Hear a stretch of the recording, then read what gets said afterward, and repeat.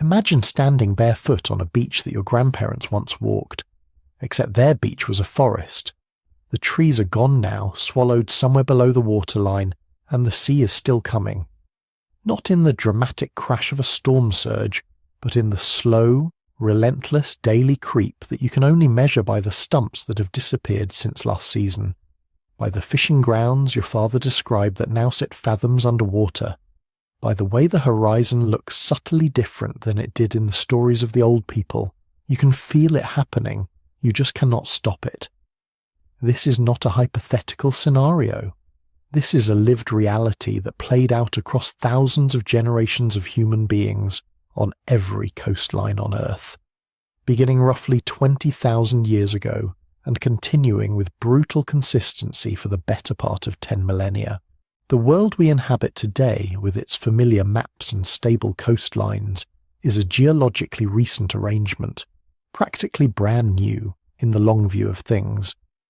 Before it settled into something like its current shape, the shoreline was a moving target, and entire civilizations had to decide whether to move with it, adapt around it, or be erased by it. Before we dive in, take a second to like the video and subscribe, but only if you genuinely enjoy this strange little corner of the internet. At the peak of the last ice age, roughly 22,000 years ago, so much of the planet's water was locked into continental ice sheets that global sea levels sat somewhere between 120 and 135 meters below where they stand right now. That is not a rounding error. That is a transformation. Coastlines that we would recognize today simply did not exist. In their place were vast inhabitable plains, lowland forests, river deltas, savannas, and shallow marshes, stretching outward from continental shelves that had been exposed by the retreat of the ocean. Millions of people lived on those plains. They built fires there, raised children there, buried their dead there, and developed the early frameworks of culture and language there. They had no way of knowing they were living on borrowed land. Then the ice began to melt, and it did not do so gently. Researchers studying ancient sediment cores and coral records have identified episodic surges of meltwater, pulses so intense that global sea levels rose at rates approaching 4 or 5 centimeters per year during the worst of them. Around 14,500 years ago, one of these events, known as Meltwater Pulse 1A, pushed sea levels up by as much as 46 millimeters per year, a rate that translates to roughly 4.5 meters per century. In low-lying coastal areas with gradual slopes, a rise like that could push the shoreline inland by kilometers within a single human lifetime. Generations that grew up hunting on a particular coastal plain would watch their children lose half of it and their grandchildren lose the rest. This video is the story of those losses and of the extraordinary human responses they provoked. We're going to travel to Sundaland, the massive continental shelf that once connected present-day mainland Southeast Asia to the islands of Borneo, Java and Sumatra. At its greatest extent, it was roughly the size of Western Europe, a warm, lush, densely inhabited world. Between 22,000 years ago and the mid-Holocene, rising seas cut its land area by more than half, severing land bridges and pushing whole populations into migrations that reshaped the genetic and cultural landscape of an entire hemisphere. We will follow one of those migrations, a people moving southward and westward not by choice but by necessity, carrying their knowledge of the sea with them as the sea took everything else. We're going to walk across Doggerland, a low rich plain that once connected Britain to the European continent across what is now the North Sea. Mesolithic hunters tracked reindeer across its river valleys. Families built their seasonal camps along its estuaries. Then, somewhere between 10,000 and 7,000 years ago, the water found it, and by around 6,500 years ago, the last sliver of that land bridge had slipped beneath the waves.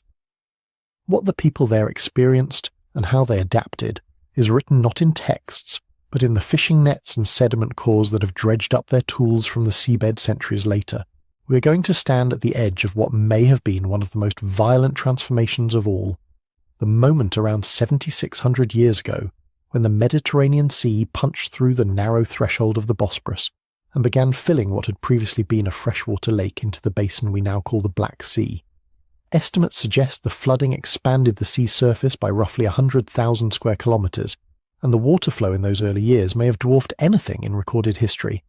Scholars continue to debate whether this unfolded as a catastrophic deluge or a more gradual inundation, but what is increasingly clear is that people were living on those shelves when the water came, and that some memory of what happened may have survived, transformed and mythologized in the flood stories that would later appear across cultures from Mesopotamia to Greece. And we're going to follow those stories, the legends of drowned homelands, sunken continents and divine deluges, and ask what they tell us about the human need to remember a world that no longer exists. All of this happened before writing, before cities in the conventional sense, before most of what we call civilization, and yet the people who lived through these changes were fully human, fully capable of grief and ingenuity, fully capable of the same calculus we face today when rising water threatens the places we've built our lives around. Their coastlines were not stable. Neither, it turns out, are ours. The difference is that we have the record of what they endured, and the faint, urgent possibility that it might teach us something worth knowing. The shore that would not stay still is where our story begins. To understand what it felt like to live through the drowning of a world, you first have to understand what that world looked like before the water came. And that requires stepping back to a moment so foreign to our current maps that it almost demands a different kind of imagination entirely. Around 26,000 years ago, the planet entered the coldest phase of the last ice age, a period geologists call the last glacial maximum. The northern hemisphere was buried under ice sheets of almost incomprehensible scale. The Laurentide ice sheet pressed down across most of what is now Canada, reaching as far south as present-day New York and Ohio. The Fenno-Scandinavian sheet blanketed northern Europe from Britain to Siberia. Antarctica had grown outward along its margins. Together, these masses of ice had done something that seems almost impossible until you work through the physics of it. They had drunk the ocean. Trapping enormous volumes of water in frozen form on land, they had drawn global sea levels down to somewhere between 130 and 140 meters below where they sit today. Think carefully about what that number means. 135 meters is roughly the height of a 45-story building. Every coastline on Earth had retreated outward, exposing continental shelves that are now submerged under shallow seas. What we see on a modern map, the familiar outlines of continents neatly edged by ocean, is a relatively recent arrangement, one that only settled into roughly its current shape within the last 6,000 or 7,000 years. Before that, the map was radically different, and people were living on it. The continental shelves that emerged during the last glacial maximum were not barren wastelands. They were, by most evidence, extraordinarily productive environments. Low-lying and gently sloping, they collected freshwater runoff from inland rivers, creating vast networks of estuaries, wetlands, and coastal forests.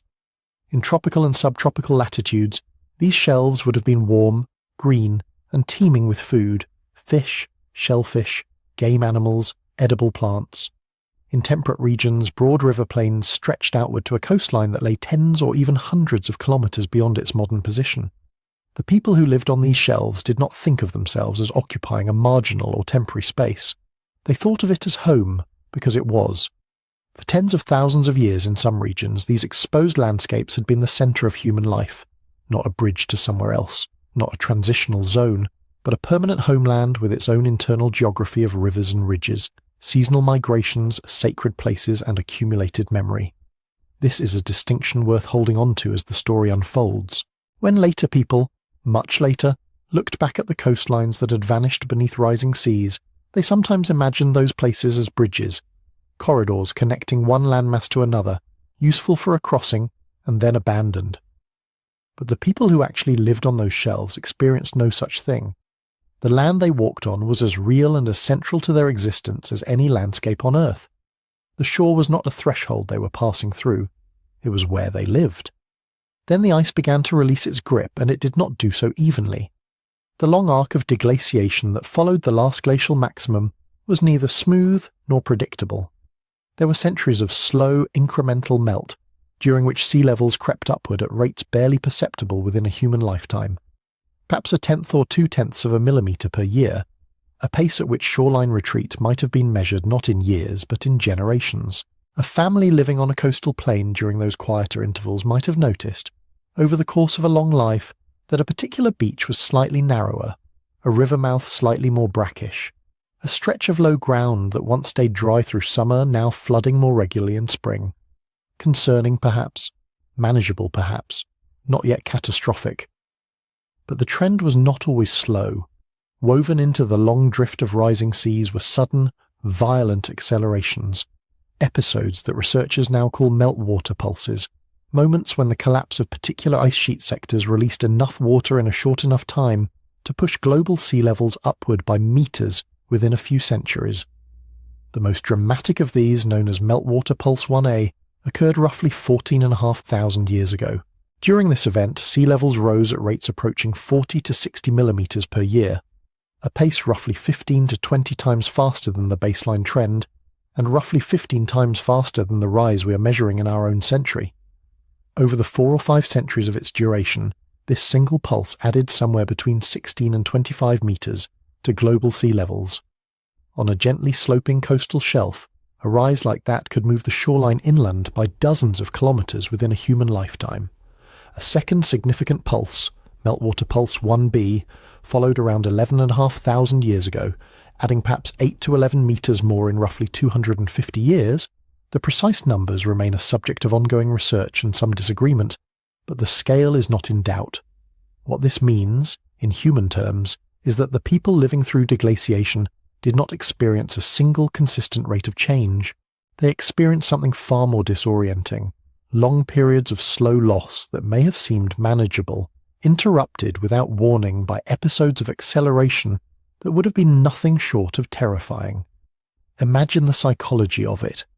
A community has learned, over generations, to read the signs of slow coastal retreat. They have adjusted their camps, shifted their fishing grounds, told stories about the old places now just offshore. They have developed, in other words, a way of living with gradual change.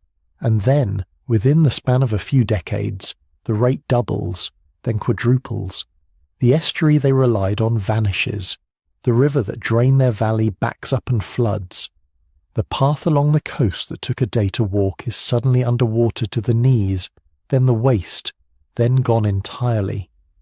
Geography in this story is not a passive backdrop. It is a main character, unpredictable, powerful, and utterly indifferent to the arrangements that human beings had made around it. The shape of the land determined where people could live, where they could find food, where they could move when they had to move, and the land's shape was changing, not in the deep geological time of mountain building and continental drift, but in the shallow, urgent biographical time of human lives. Children were being born onto coastlines that would not exist by the time those children had grandchildren. This is the world that our ancestors navigated for roughly 15,000 years, from the depths of the last glacial maximum to the relative stabilization of sea levels in the mid-Holocene. It was a world in which the known landscape, the remembered landscape, the landscape embedded in oral tradition and seasonal practice, and the deeply ingrained spatial knowledge of hunter-gatherer peoples, was continuously being revised by forces no one could name or predict or stop. Rivers found new mouths. Islands appeared where there had been hills. Shallow bays replaced forests. The sea advanced, and the land retreated, and the people on the land had to decide what to do about it. Some of the regions where these decisions played out most dramatically have their own names now, names we have given to the drowned places after recovering enough geological evidence to understand what they once were. Sundaland, Doggerland, the ancient freshwater basin that would become the Black Sea. Each of these places has its own story of loss and adaptation, its own timeline of slow erosion and sudden catastrophe, its own record of the human beings who lived there and eventually had to leave. But before those specific stories there is this, the fundamental humbling fact that the world our ancestors called home is mostly underwater. The maps we use, the coastlines we treat as fixed, The continental outlines that seem so permanent in our atlases, they are the product of a very particular and very recent moment in climatic history. The Ice Age world was different. And it is in that difference, in the gap between the world that was and the world that is, that some of the deepest chapters of human experience lie waiting, slowly dissolving, a few fathoms beneath the waves. The numbers themselves tell a story, but only if you let them breathe. 14,500 years ago, something broke loose in the glacial world. Enormous sectors of the ice sheets, most likely a combination of the Laurentide margin and portions of the Antarctic ice, though the exact sources are still being worked out, began to fail catastrophically, sending rivers of meltwater into the ocean at a scale that staggers the imagination. Glaciologists call what followed Meltwater Pulse 1A, and the name is almost too clinical for what it represents. Over roughly 4 to 5 centuries, global sea levels rose somewhere between 16 and 25 metres. When you divide that across the years it took, you arrive at a rate of approximately 40 to 60 millimetres per year, 15 to 20 times faster than the already accelerating rise we are measuring in our own era. 40 to 60 millimetres per year means that in a single decade the ocean could claim another half metre of elevation from any given coast. Over a human lifetime of 50 years, that same pace translates to something between 2 and 3 metres of vertical rise, and on a gently sloping coastal shelf, where a single metre of vertical change might translate into hundreds of metres of horizontal retreat, the shoreline could move kilometres inland within living memory. Consider what that means to a person who lives by reading landscape the way a skilled tracker reads ground. These were communities whose entire knowledge system was built around place, around specific fishing pools, particular outcroppings of flint, reed beds where certain birds nested in predictable seasons, river shallows where game crossed at dawn. That knowledge, accumulated over generations and encoded in language and ritual, and the practiced movement of bodies through familiar terrain, had been calibrated for a specific geography. When that geography began to shift at the pace Meltwater Pulse 1A imposed, the calibration failed faster than it could be corrected, and then, around 11,500 years ago, it happened again.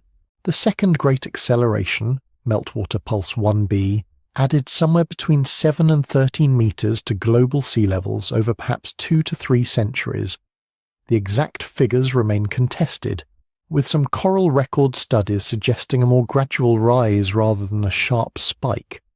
But even the conservative estimates describe a world in which the ocean was moving with a momentum that human communities had no framework to anticipate. A rate of roughly 20 to 40 millimetres per year, sustained for generations, is not the background hum of slow geological change. It is something closer to a siege, quiet enough that you cannot point to the single day it began, relentless enough that you cannot remember when it was not happening. What the meltwater pulses produced was not a great flood in the biblical sense, not a single wave that came and receded and left the world transformed. They produced something in many ways more difficult to endure, repeated episodes of acceleration and partial pause, each pulse resetting the terms of survival and demanding new adaptations, followed by intervals of slower change during which communities might rebuild some stability, only to face the next acceleration before that stability had fully taken hold. The landscape these communities inhabited was not static between pulses either. Sea level was rising even during the quieter intervals, just more slowly, and the effects of that slow rise were being felt in ways that often preceded the open water flooding by decades or centuries. Rivers were the first messengers.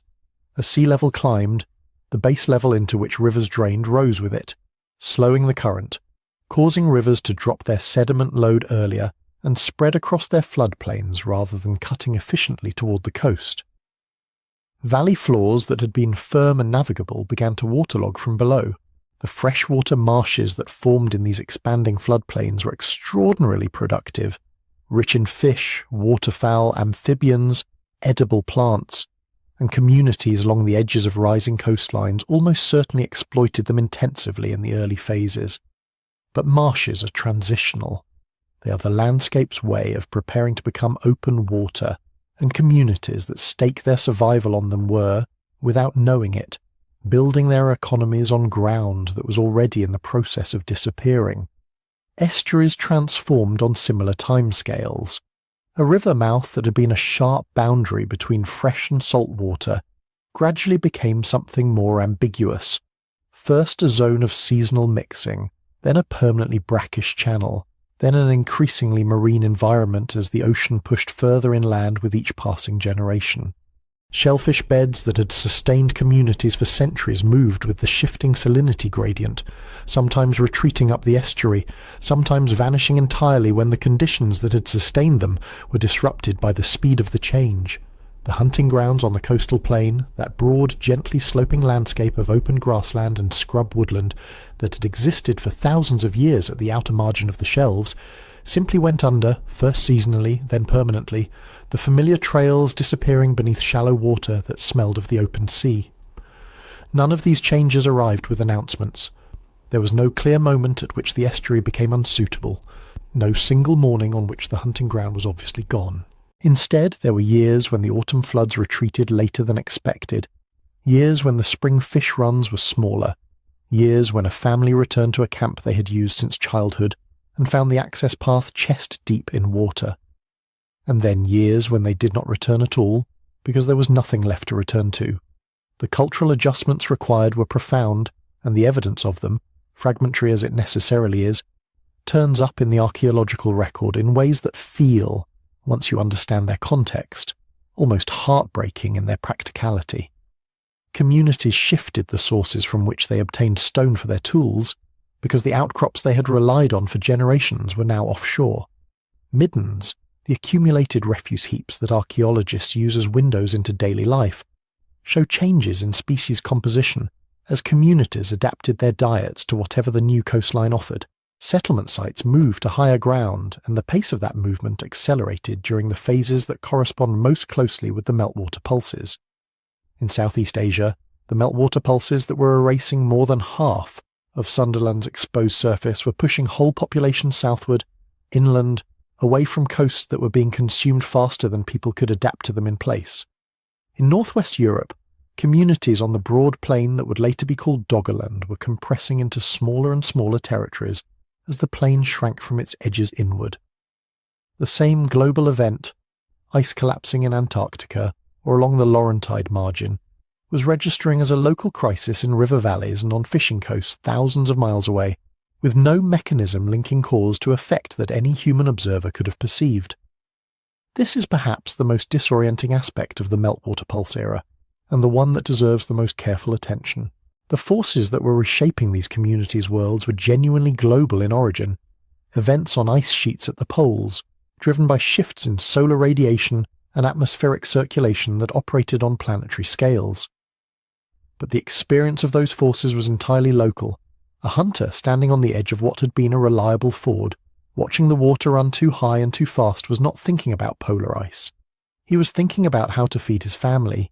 The woman who remembered her grandmother's stories about the place where the big river curved and the willows grew thickly, stories now confirmed to be about a place several kilometers offshore, was not thinking about meltwater pulses.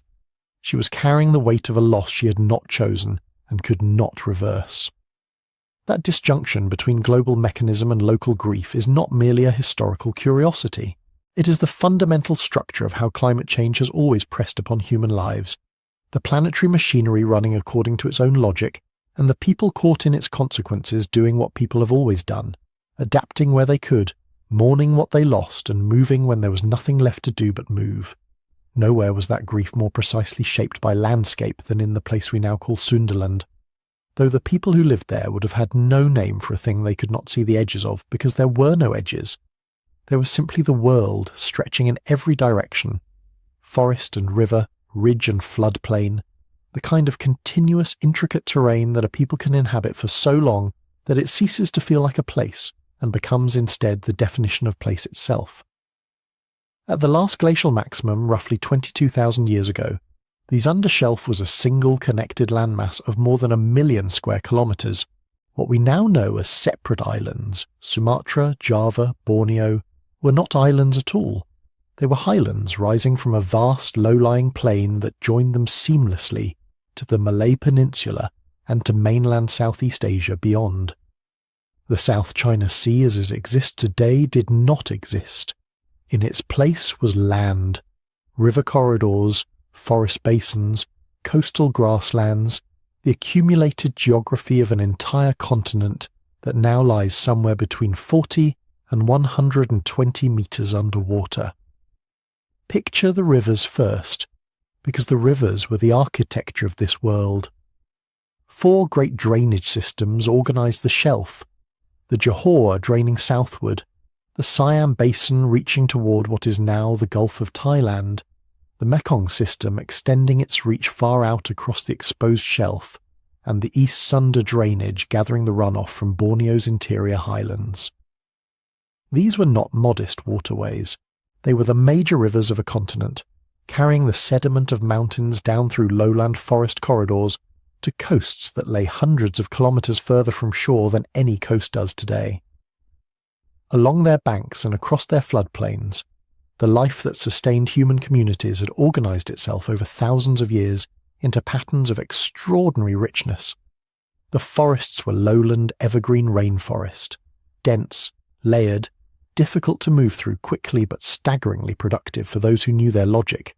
Tigers move through this forest, leopards, herds of wild pigs rooting through the leaf litter, with the persistence and efficiency of creatures who had been doing it since long before any human presence on the shelf. Larger herbivores grazed the forest margins and the riverine clearings where the canopy broke and grasses grew in the available light. The shelf's rivers were full of fish.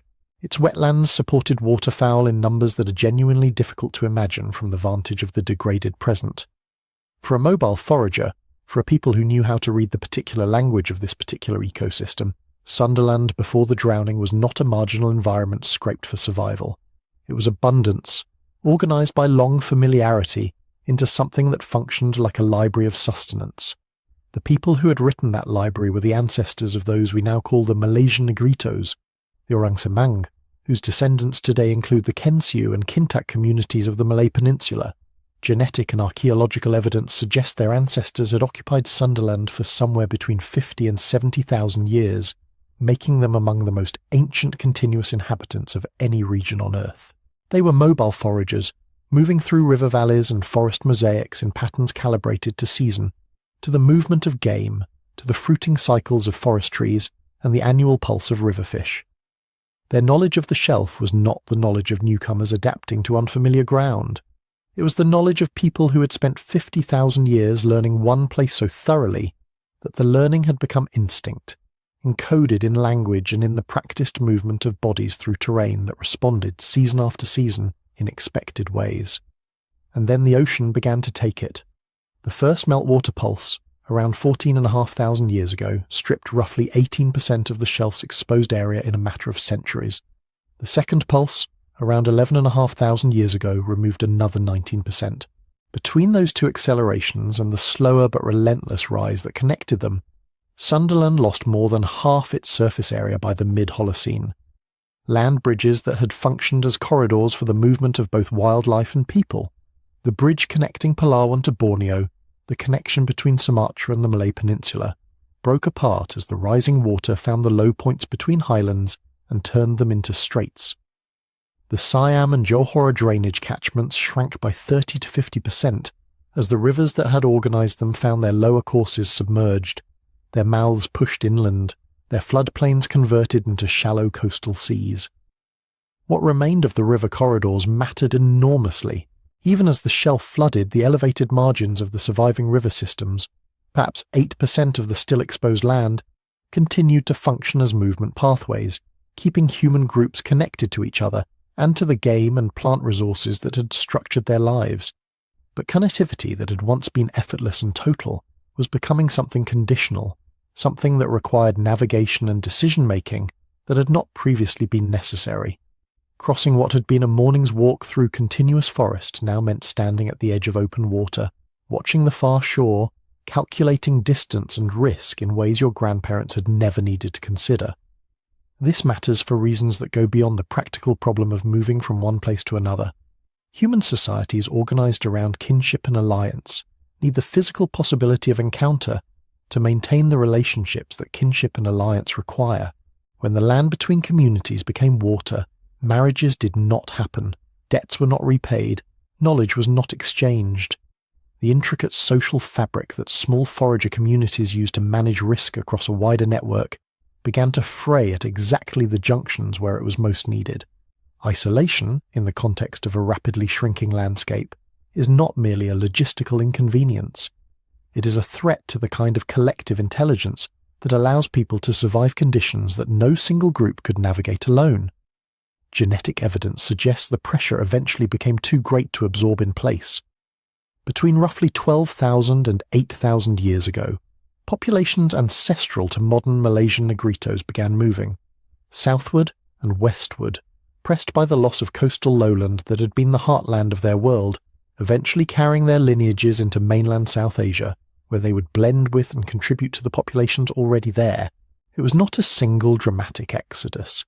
It was the accumulated movement of families and small groups, generation by generation, each moving a little further from the water's edge, each adjusting to terrain that grew progressively less familiar. The shelf they left behind did not vanish quietly.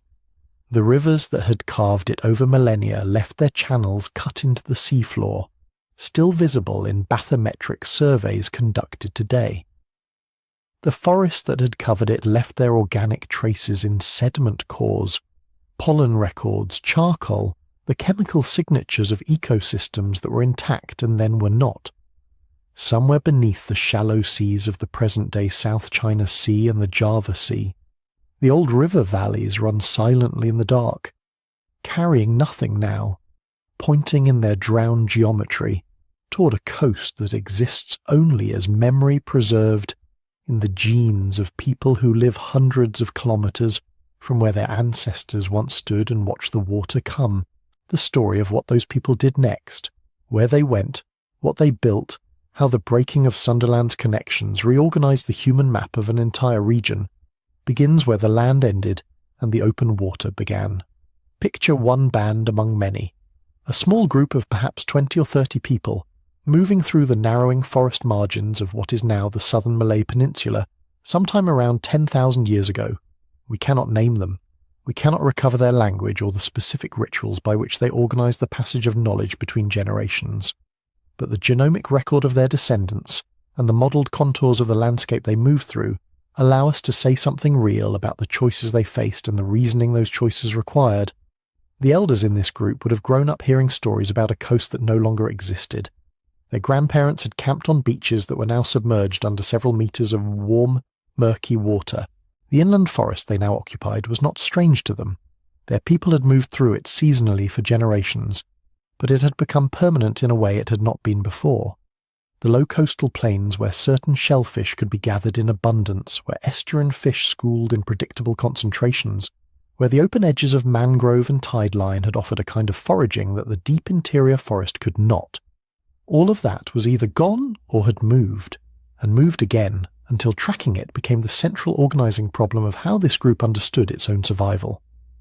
The water was not arriving as catastrophe in any single moment they could point to. It came as chronic displacement. A beach that had served as a reliable camp for 3 seasons would be knee-deep the following year. A river ford that had connected 2 groups and allowed the exchange of marriage partners would become uncrossable without watercraft, then would cease to exist as a landmark at all, swallowed into the broadening coastal bay. The shoreline, which is to say the edge of the known world, was not where anyone's memory had placed it. What the research makes clear is that these were not passive people watching their world disappear.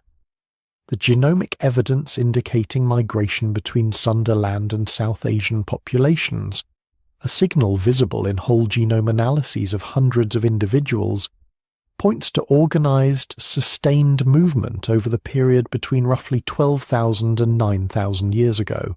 Modelled estimates suggest that a small band travelling along the western coast of the surviving Sunda archipelago could have covered the required distance in something like 1 to 2 years of patient walking, moving perhaps a few hours each day, reading the coastline the way their ancestors had read river systems and forest edges, as a text that told you where the water was sweet, where the shellfish beds lay, where higher ground offered safety in the wet season. That reading required a particular kind of attention. A coastline in the process of retreating inland is not a stable feature.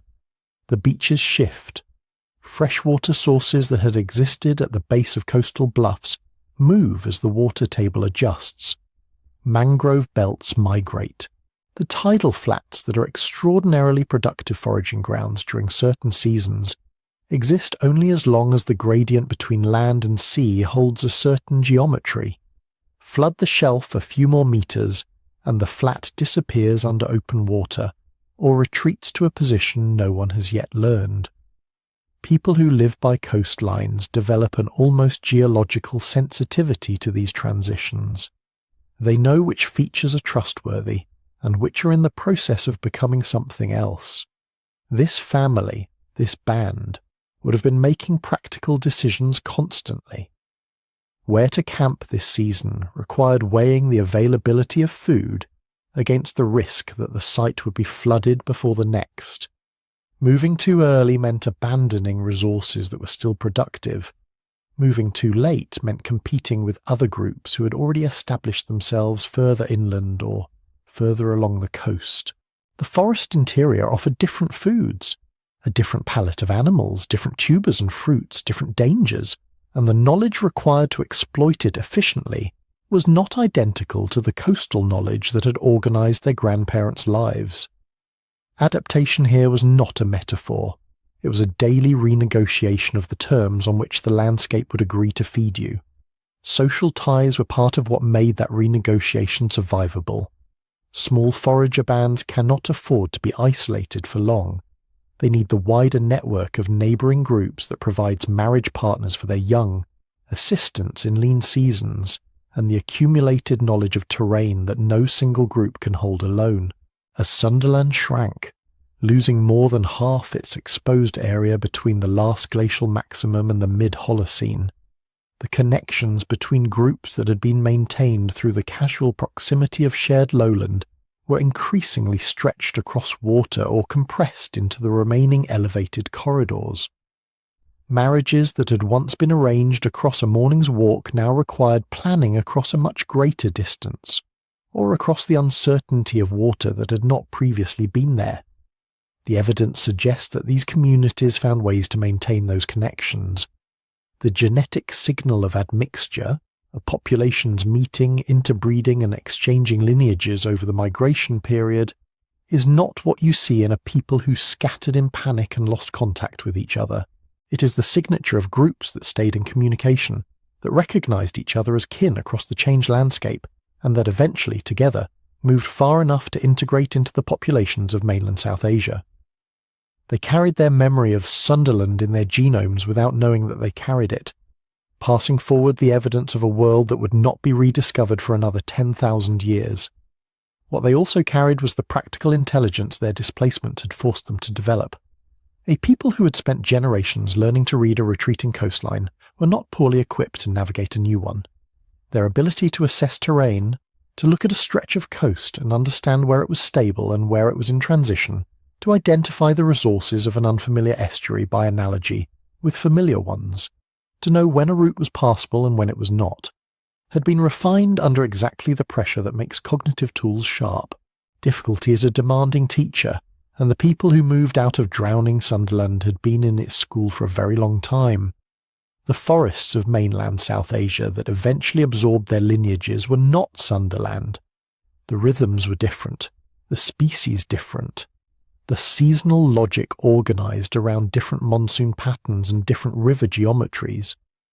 But the underlying skills, the capacity to read landscape as a dynamic system rather than a fixed backdrop, to maintain social networks across distances that made them difficult, to make decisions under conditions of chronic uncertainty without losing the thread of long-term survival. Those transferred. They are the invisible inheritance that a displaced people carried out of a world that no longer existed and deposited in the genetic and cultural foundations of populations whose descendants are alive today. The water kept rising long after this family had gone. The shelf continued to flood through the Middle Holocene. The last connections between the major landmasses of the Sunda archipelago severing into the island geography we now take as simply the way things are. What had been continuous became archipelagic. What had been a shared world became separated by straits and open sea. And the movement of people that the drowning had forced became, over the long arc of time, the human map of an entire region, redrawn by water, navigated by those who had learned, the hard way, that the land beneath your feet was not a guarantee. The land behind them was gone. Not metaphorically, not the way people speak of a lost home when they mean they have grown older and the place has changed around them, but physically, geologically, finally gone. The shelf that had once connected island to island, coast to interior, had surrendered the last of its shallow margins to a sea that was still rising. And the people who had made that crossing, who had walked the narrowing corridors of Sundaland's final decades of exposure, arrived somewhere new carrying everything they had learned about impermanence. Arrival, though, is too clean a word for what the genomic record describes. There was no single moment of contact, no boundary crossed between one people and another, as if stepping through a door.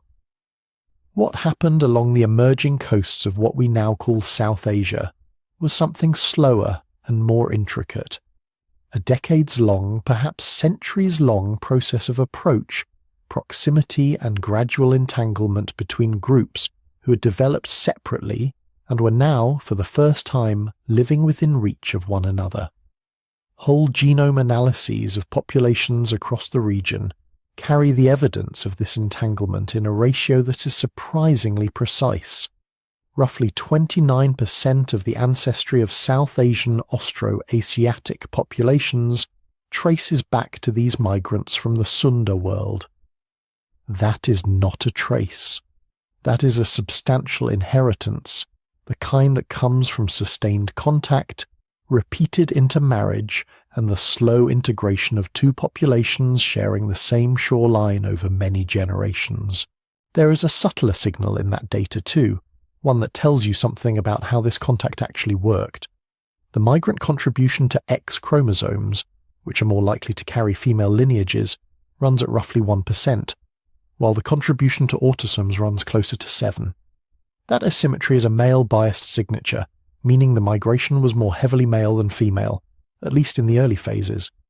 Perhaps the first groups to push into new territory were scouts, hunters, young men following the coast ahead of the broader community. Perhaps women from the arriving groups were more likely to remain with kin networks they knew, while men moved outward. Whatever the precise social logic, it left a chromosomal fingerprint, a record not just of that these populations met, but something of the manner in which they did. What you do not see in any of this is the collision of strangers. The groups arriving from Sundaland were not entering a vacuum, and they were not arriving as conquerors. They were coastal foragers meeting other coastal foragers on a shoreline that was itself still in motion, still offering and withdrawing the same estuarine resources that had organized these people's lives for thousands of years. The shared grammar of that existence, the reading of tidal margins, the knowledge of when and where to gather, the social rhythms of a life organized around seasonal abundance and periodic scarcity, would have been legible across the differences in language and particular custom. Two groups who both know how to read a mangrove edge know something important about each other before a single word is exchanged. And from that contact, culture moved as surely as genes did. The South Asian groups absorbed lineages from the Sunda migrants, and in turn their own genetic and cultural signatures moved back westward along the trade and kinship networks that the coast was already forming. The Orang Asli of peninsular Malaysia, among the oldest continuous populations in the region, the direct cultural descendants of the Hobinian world, carry South Asian ancestry, a signal of exchange that moved in both directions across the corridor that rising seas had forced open. What had been severed at one level was reconnecting at another.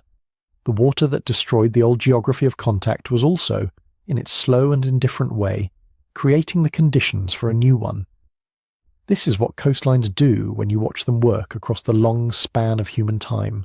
They do not merely shift where people sleep, they redirect the entire architecture of human networks, the routes along which goods travel, the corridors through which ideas and marriage partners move, the lines of communication that determine which communities know about each other's innovations, and which remain isolated long enough to diverge.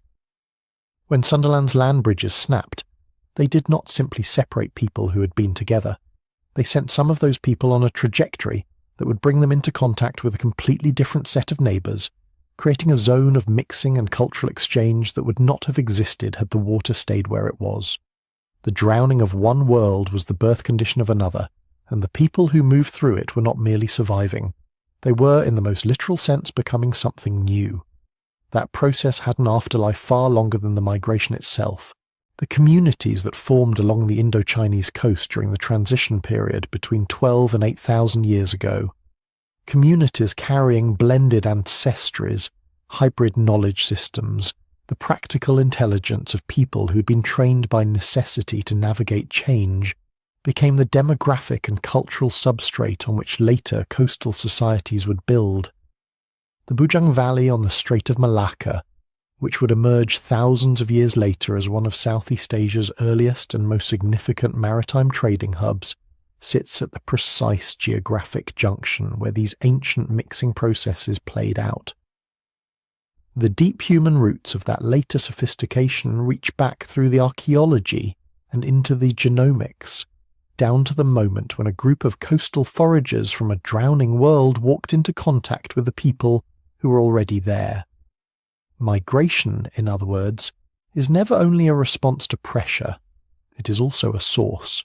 The people who moved out of Sundaland were shaped by displacement, yes, by loss, by the chronic stress of watching the known world diminish.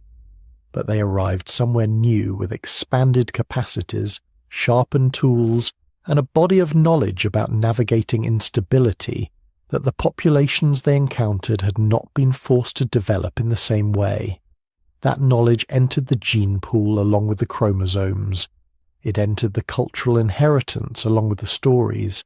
It persisted, as all such inheritances do, in forms that were no longer recognizable as what they had once been but were nonetheless real. This pattern, displacement forging new identity, migration creating contact zones that reshape the human map, was not unique to Southeast Asia. It was happening in the same broad era and under the same planetary pressure across the width of the inhabited world, somewhere to the northwest, across the shallow, cold, fish-rich waters that were slowly swallowing the last plains of what would later be called Doggerland. Another set of communities was facing its own version of the same arithmetic. Different people, different landscape, different cold northern light, but the same rising water, the same retreating shore, and the same fundamental question about what human beings are capable of building from what they have lost. The sea that drowned Sundaland and the sea that was swallowing the North Sea plain were the same sea, rising from the same melting ice, following the same slow pulse of planetary warming. The people facing it were separated by thousands of miles of ocean and landmass, unknown to each other in any direct sense, but they were linked by the common condition of living on a changing edge, and by the common pressure that was rewriting the human map from one coast to another, in every direction the water reached. Imagine standing at the edge of something vast and still. The sun is coming up over a flat horizon, and the light is spreading across water and reed and open ground in the particular way it does at high latitude. Slowly, sideways, as if it has to negotiate with the land before it commits.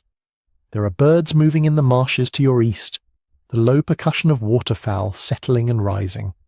Somewhere nearby, a river is finding its way through sedge and willow toward a larger channel you can hear but not yet see. The air carries the smell of wet peat and open water, and somewhere underneath both, the faint salt edge of a distant coast. This is not a wilderness in the way that word is usually used. This is a lived-in place. The fire scars in the ground behind you, the worn paths through the reed beds, the fish traps staked along the river margins. These are the marks of a community that knows this landscape the way you know a face, in detail and over time. You're standing in this thought experiment somewhere in the middle of what we now call the North Sea. The year's around 9000 BCE, and the ground beneath you has a name we gave it much later, Doggerland. At its fullest extent, Doggerland stretched across roughly 23,000 square kilometres of low, productive, wetland-rich terrain, connecting what is now Britain to what is now continental Europe, to the coasts of France, Belgium, the Netherlands, Germany and Denmark. It was not a land bridge in the lean, transactional sense that phrase implies, as if nature had built it purely for the purpose of being crossed. It was a complete landscape in its own right, a place with the internal geography of somewhere people had been living and dying for thousands of years. It had rivers, it had lakes, it had seasonal floodplains that would have concentrated game and fish in exactly the way that the great marshland ecotones of Africa concentrate them today. It had the Schotten River, a major watercourse identified by three-dimensional seismic mapping, winding through its interior toward a coastline that was still in those years pushing back against a sea that had not yet won. The people who lived there belonged broadly to what archaeologists call the Maglemosian culture, a Mesolithic tradition spanning roughly 9,000 to 6,000 BCE, whose traces appear from southern Britain across to Scandinavia. They made microlithic tools, small, precise, geometrically elegant flint blades that could be hafted into composite spears or arrows with a sophistication that the term Stone Age utterly fails to honour. They worked antler into barbed points designed for spearing fish or hunting in dense wetland vegetation. They understood waterfowl migration well enough to hunt it strategically.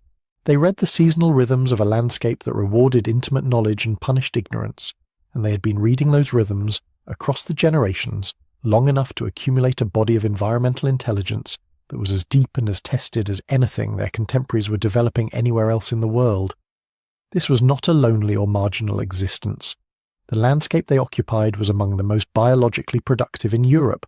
The estuarine and wetland zones where Doggerland's rivers met their coasts, or pooled into broad shallow lakes, would have generated exactly the kind of caloric abundance that supports denser, more stable, more socially complex communities than the popular image of roaming Mesolithic bands usually allows for. These were people with territories they returned to seasonally, with accumulated knowledge of specific fishing spots and migratory corridors, with the social architecture needed to maintain that knowledge across generations. Doggerland was not a place people passed through. It was a place people were from. We know this not because anyone left a written record of it, and not because the land itself survived to be excavated in the conventional way. We know it because the seafloor remembers, and because human beings who work the sea have been pulling Doggerland back into the light, piece by piece, for almost a century. In 1931, a fishing trawler dragging its nets across a section of the southern North Sea hauled up something that did not belong to the sea. It was a barbed antler point, a tool shaped with deliberate skill, made by someone who needed it to hold against the weight of a struggling fish or animal, and who would never have imagined it ending its existence in the net of a vessel crossing above a drowned world. That object, and the curiosity it provoked, was the beginning of a slow rediscovery. Since then, commercial fishing vessels working the North Sea have brought up mammoth teeth, lion bones, flint tools, and, in 2019, a hammerstone whose edges still showed the wear pattern of someone who had used it hard. None of these objects floated up from the deep. They came from the substrate, the buried soil and sediment of a landscape that had been underwater for thousands of years, but had not, in any meaningful sense, gone away. The broader picture assembled itself through methods that Doggerland's original inhabitants could not have conceived. Between 2003 and 2007, researchers at the University of Birmingham worked through petroleum industry seismic datasets, vast archives of subsurface imaging originally compiled to find oil and gas beneath the North Sea, and used them to reconstruct the topography of the lost plain in 3 dimensions for the first time. Features emerged from the data like a landscape surfacing from fog, named for the convenience of the researchers who found them, mapped with the precision that the petroleum industry's considerable investment had inadvertently made possible. The Schotten River was not a hypothesis. It was a channel, traceable in the seismic record, running across what was once the Dogger Bank toward a coast that existed before Britain was an island. That work was extended and deepened by the Europe's Lost Frontiers project, based at the University of Bradford, which added marine coring and sedimentary DNA analysis to the seismic picture, drawing organic material up from the seabed and reading it for pollen, for charcoal, for the molecular signatures of the plants and animals that had once lived there. The timeline that emerged from this work placed the most rapid and significant inundation of the plain around 10,500 to 10,000 years ago, correlating with the meltwater pulses that were driving sea level upward across the entire northern hemisphere, and it placed the final submergence, the moment when the last significant dry ground disappeared beneath the waves, around 8,200 years ago, with the Storegga tsunami, a catastrophic submarine landslide off the Norwegian coast, delivering what may have been a devastating and near-final blow to whatever communities were still living on Doggerland's shrinking margins. Though debate continues about the precise tempo of that ending, whether the final loss was a sudden catastrophe or the culmination of a gradual drowning that had been underway for centuries, what the evidence does not permit is indifference. A world of people watched this happen.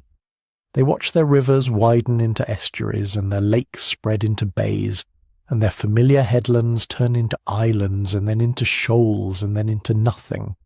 They adjusted, they retreated, and in retreating, they set in motion a process of cultural and demographic compression that would reshape the human geography of northwest Europe as surely as the water was reshaping the land. That story, the diary of a sinking plane, was only beginning.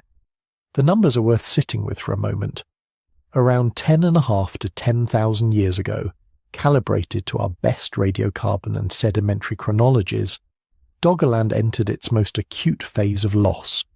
Not just slow coastal nibbling, not the kind of marginal retreat that any community might absorb across a generation or two without fundamentally reconceiving where it lived, but a significant measurable reduction in the total land area of the plain, driven by sea level rise that was, in certain intervals, climbing at rates approaching 25 millimeters per year, and possibly faster during the sharpest pulses. That is a number that resists abstraction. 25 millimeters a year means that a shoreline crossing a flat coastal marsh might retreat by meters within a season. It means that a river mouth someone knew as a narrow, manageable crossing in their childhood could open into something uncrossable by the time their children were old enough to need to cross it. Think of what that means, not as a statistic, but as a lived experience. There is no diary, of course. There are no names. There is no record in the sense that word now implies, no notation, no account kept for a later reader who might want to understand what was happening and why it felt the way it did. What survives is thinner and more oblique than that. The spatio-temporal distribution of radiocarbon dates, assembled from Mesolithic sites across northwest Germany and the Netherlands, showing elevated human activity in exactly the region adjacent to the shrinking plain during the 10,500 to 10,000 year interval, followed by a regional decline that researchers interpret as people moving to higher ground, or simply abandoning sites that could no longer be maintained. This is not a diary. It is the shadow a diary might cast. But the shape of that shadow is suggestive enough to be worth reading carefully. Imagine, then, a camp that had been used for as long as anyone alive could remember, a place where a slight elevation above the surrounding wetland had made the ground dry enough for a hearth, where a bend in a river channel concentrated fish at certain times of year, where the sight lines across the open plain were good enough to spot approaching animals well before they needed to be pursued. The location had been chosen by someone, probably many generations earlier, who understood the landscape well enough to identify exactly what made that specific place worth returning to. And it had been returned to seasonally over enough generations that the soil around the hearth was dark with old ash, and the nearby riverbank was notched with the impressions of fish traps long since rotted away, and the paths through the arid beds were worn to a width that suggested they had been walked in single file, in both directions, more times than anyone had counted. At 10,500 years ago, that camp may have still been functioning, still worth the journey, still embedded in the seasonal round that structured the movements of whoever claimed it. But the water was closer than it used to be. The river that had once been a narrow crossing was running wider and slower, backing up against a coastline that was no longer where it had been. The low ground to the south and east, ground that had been reliable, seasonal hunting range, was holding water longer into the dry months, becoming reed marsh instead of meadow, becoming marsh instead of anything walkable. The horizon that had once been flat and dry was acquiring in certain directions a shine. This is reconstruction, not record, and it needs to be held as such. The inundation model that places the major area loss at this specific interval is powerful and increasingly well supported, but it is still a model, built on paleo-digital elevation data and sea level curves that carry their own uncertainties, whose assumptions about the underlying topography can shift the inferred timing by as much as several centuries in either direction. The radiocarbon evidence that correlates with this picture is itself shaped by the uneven preservation of Mesolithic period sediments.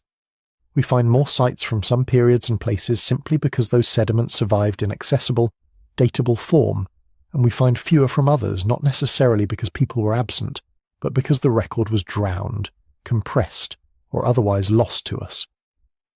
Elevated activity in northwest Germany and the Netherlands during the 10.5 to 10,000 year window may reflect real demographic pressure from communities retreating toward higher ground, or it may partly reflect the fact that we can see those sites more clearly than we can see others. Probably some of both. What we can say with more confidence is that routes changed. The movement networks that Mesolithic communities depended on, the paths between seasonal camps, the river crossings, the headland-to-headland navigation along the coast, were not permanent features of the landscape. They had to be renegotiated whenever the landscape shifted significantly enough to make the old routes impractical or dangerous. A crossing point that worked when a river was 100 metres wide does not work when the same river has become a tidal estuary 3 kilometres across. A coastal camp that was a day's walk from the interior resupply point does not work the same way when the coastline has retreated inland by enough to put the interior camp underwater, so people recalculated. They found new crossings, new elevations, new concentrations of resources in the landscape that were still available to them. They carried with them the accumulated environmental knowledge of a world that was partly going under, knowledge of where the fish ran and where the deer moved and how to read the sky and the water for weather, and they applied it to a geography that was asking new questions. Higher ground became more contested. Inland sites that had previously been secondary, marginal stopping points in a wider seasonal circuit may have become more central as the coastal margin disappeared.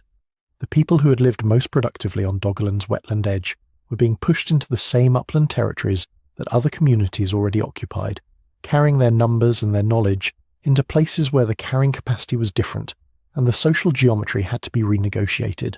Whether this happened violently or gradually or in some patchwork combination of both, we cannot say. The archaeology does not preserve that kind of resolution. What it preserves is the pattern of presence and absence, the dates and the silences between the dates. And from that pattern, researchers can infer, carefully and with appropriate tentativeness, that something significant was reorganizing human life in the region around the moment the models show the plain losing its most substantial portions. A child born on Doggerland at 10,500 years ago might have grown to adulthood in a world where half the landmarks of their childhood were submerged, or salt marsh, or unreachable. The particular bend in the river where someone had taught them to set fish traps might be brackish now, the traps useless, the fish different. The hill that had once been a navigational reference point, the place you aimed for when you were coming back from the winter range, might be an island now, surrounded by water shallow enough to wade at low tide, but deep enough to be treacherous. The people they had expected to meet at the spring gathering site might not come, or might come fewer, or might come from a different direction than before, indicating that their own routes had been severed. Doggerland was not lost all at once, and the people who lost it did not lose it passively. They tracked its changes and responded to them with the intelligence and adaptability that had sustained their communities through thousands of years of environmental variation. The diary was never written down. But it was lived, entry by entry, season by season, in the narrowing space between the rising water and the retreating sky. And then, around 6,100 years before the present era, something happened that closed the last chapter of the old geography with a violence the previous centuries of slow inundation had not delivered. The Strega submarine landslide, a catastrophic collapse of the continental shelf off the coast of Norway, one of the largest underwater landslides in recorded geological memory, sent a wall of water across the North Sea basin. The wave was not uniform, and the estimates of its height vary depending on the coastline in question, but in the low-lying transitional zones where whatever remained of Doggerland's higher ground still held above the waterline, it would have arrived with enough force and volume to flood terrain that had, until that morning, still been land. The remaining land bridges between Britain and the European continent, already reduced by centuries of incremental inundation to narrow, marshy corridors barely wide enough to walk, did not survive it. Britain became an island. The movement corridors that had connected communities across the North Sea basin for thousands of years were gone. Not gradually this time, not across generations, but in the span of hours. Think about what those corridors had meant. For as long as anyone living in Britain at that moment could have traced their ancestry, for as long as any continuous human tradition on the island reached back, the land to the east had been connective rather than terminal. The sea had been a presence, certainly, but it had been a presence with edges that people could walk around, or across, or along. The relatives who lived on the other side of a marshy crossing were reachable. The knowledge of what lay beyond the water's present margin was encoded in the landscape itself, in paths worn into the sedge, in river crossing points marked by accumulated use, in the remembered locations of camps and hunting grounds and sacred elevations that now lay under the tide. When the Strega wave completed what the slow rise had been working toward, it erased not just the physical route, but the imaginative geography that the route had sustained, the cognitive map of a connected world that the last communities straddling that border would have carried in their heads. Those communities were not large by the time the final separation came. Doggerland had been losing coherence as a habitable landscape for thousands of years before the tsunami finished the job. Whatever remained above water by 6,100 BCE was almost certainly fragmented.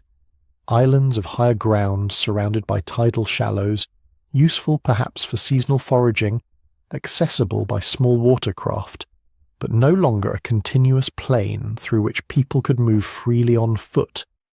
The population that had once spread across the whole of the low-lying basin had long since dispersed toward higher margins. But the dispersal of people does not mean the dispersal of memory. In oral cultures of the kind that Mesolithic northwestern Europe produced, environmental memory of a significant kind could persist across many generations, not as precise cartography, but as the accumulated weight of story, of the named places and narratives about ancestors, of the understanding that the old country, the low place, the hunting ground beyond the now impassable water, had once been real. When the land bridge was gone, those stories had no landscape left to point to. What the rising water had submerged, across the whole of Doggerland's inundation from 10,000 years ago onward, was not only territory in the abstract sense, it was the infrastructure of daily life at a specific resolution, the camps, the trackways worn between them, the places where specific animals had been intercepted and processed across seasons reliable enough to anchor the calendar. A barbed antler point found on the seabed is more than an artifact. It is a lost moment, the specific intersection of a particular person with a particular place, left behind not as a deliberate memorial, but as an accident of abandonment or loss, preserved by the cold anaerobic mud that swallowed the plain and kept its secrets for 8,000 years before a trawler's net dragged it back into the light. Those trawler hauls from the early 20th century, fishermen pulling up mammoth tusks worked flint, fragments of tool and bone from the North Sea bed along with their fish, were the first hint to modern observers that something profound lay beneath the water. The objects were curious, anomalous, difficult to place within any framework that made easy sense. It took decades of accumulating finds and developing methodology before researchers could begin to reconstruct the landscape those objects had inhabited. The University of Birmingham's North Sea Paleolandscapes project, running between 2003 and 2007, applied seismic survey technology across roughly 23,000 square kilometres of the submerged terrain, producing the first detailed maps of the old river systems, the elevated ridges, the basin topographies of a world that had been invisible since before any civilization left a written record.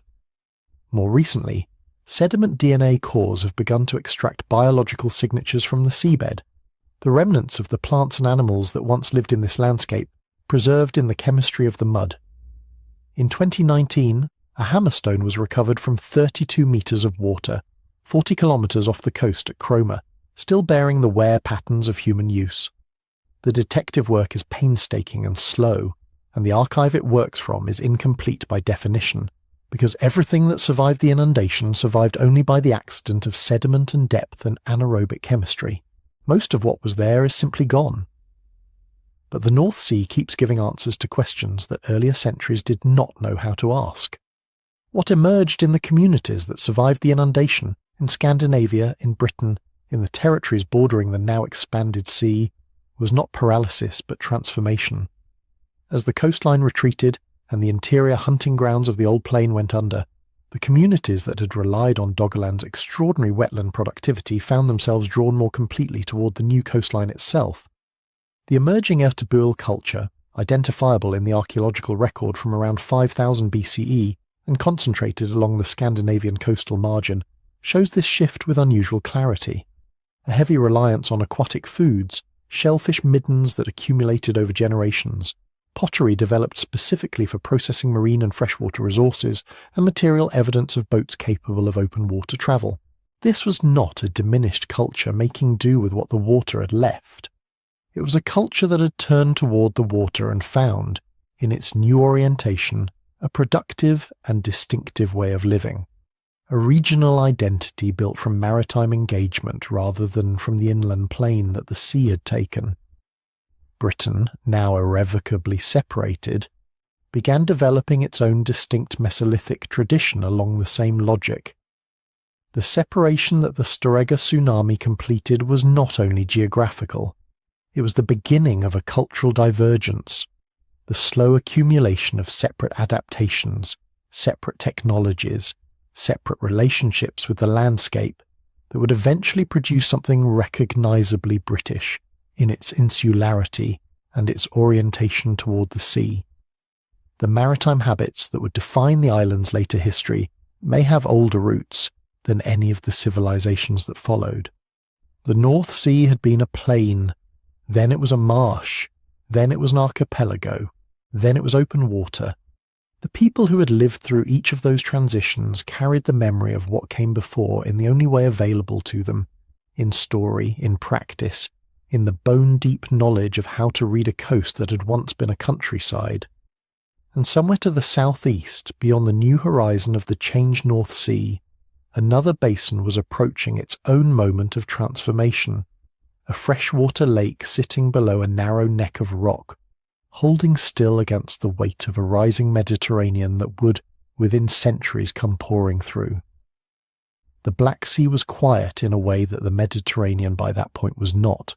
While the North Sea had been surrendering its lowlands to the advancing Atlantic for thousands of years, and the coasts of Sundaland had been rearranging themselves into the archipelagos of Southeast Asia, the large inland basin that we now call the Black Sea had remained fundamentally apart from all of it. A freshwater lake, sealed from the saltwater world by the narrow rock threshold of the Bosporus. Its shores were lower than the Mediterranean surface, its water different in taste and chemistry, its ecology built around the rivers that fed it, the Danube, the Dnieper, the Don, pouring snowmelt and rainfall into a closed basin that had been separated from the ocean since long before the ice reached its maximum extent. The people who lived along its margins, Neolithic communities whose traces appear in the sediment record around the former lake edge, fished its freshwater fisheries, cultivated its floodplains, and built their settlements at elevations that made sense for the shoreline they knew. They had no reason to expect to see, around 7,600 years before the present, somewhere in the range of 5,600 BCE, though the radiocarbon and stratigraphic evidence places the marine connection anywhere between 7,600 and 8,800 years ago, a range wide enough to matter. That changed. The Mediterranean, still rising with the continued melt of distant ice sheets, had been pushing steadily against the Bosporus sill. At some point, the geometry tipped. Water from the Mediterranean found a way through.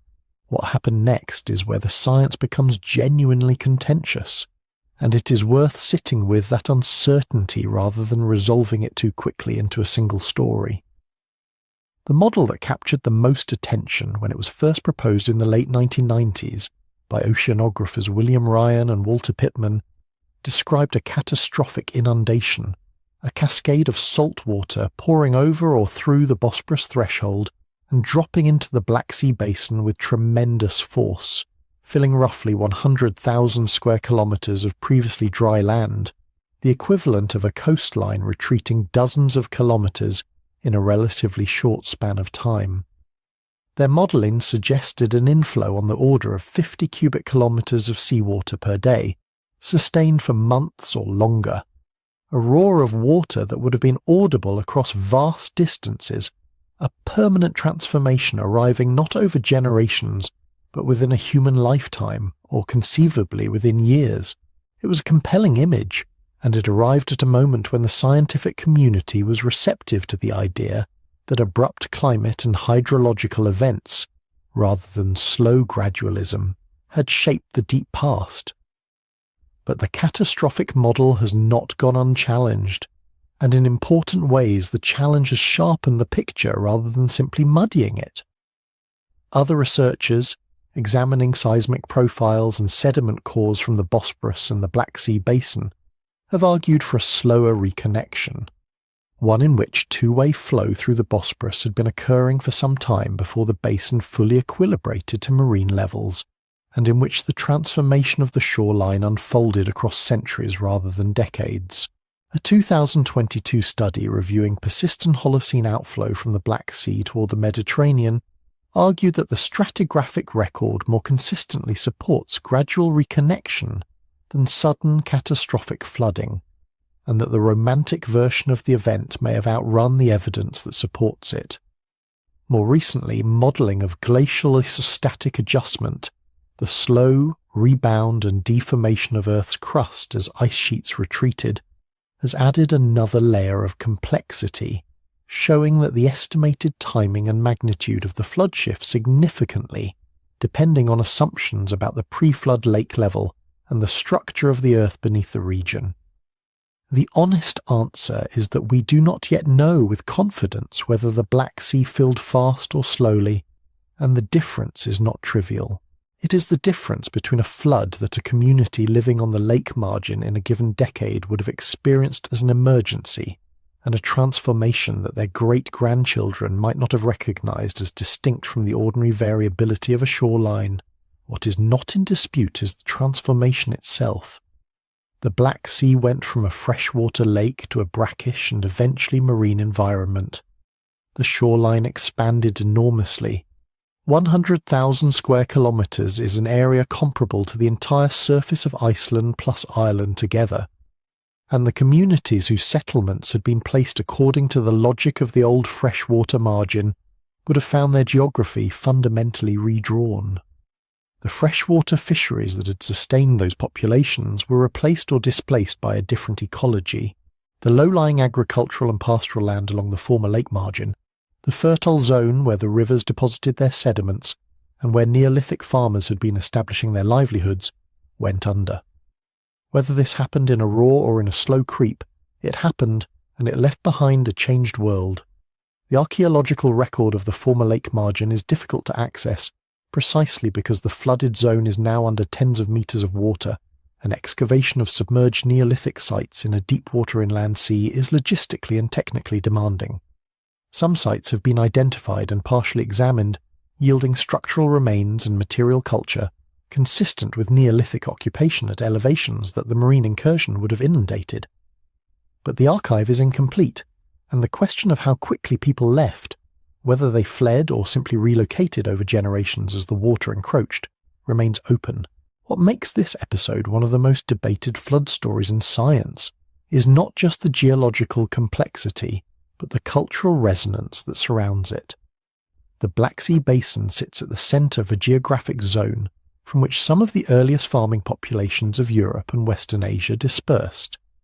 The communities living on its shores around 7,600 years ago were part of a broader Neolithic world in active movement, spreading agricultural practices westward into Europe, northward into the steppe, eastward toward the Caucasus and Anatolia. A significant disruption to the settled communities along the lake margin, whether rapid or gradual, would have sent people moving outward into territories that were already culturally and demographically complex. Some researchers have proposed that this dispersal contributed to the spread of early European farming cultures, though the connection is difficult to establish with the evidence currently available. And then there is the question of memory, the same question that shadows Doggerland, that haunts Sundaland, that follows every chapter of this story. The flood narratives that emerge from the ancient Near East, most famously preserved in the Sumerian texts and later woven into the Epic of Gilgamesh and the Book of Genesis, describe a world-changing deluge that comes without warning and remakes everything. These texts were written down thousands of years after the Black Sea's transformation, and the chain of transmission between a Neolithic flooding event and a Babylonian literary epic is not a simple one.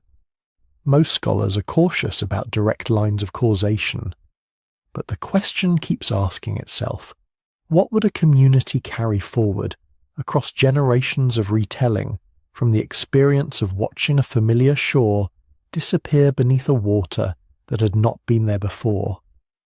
The catastrophic model makes for a more vivid ancestral memory. The gradual model leaves less obvious room for a story that feels like an event.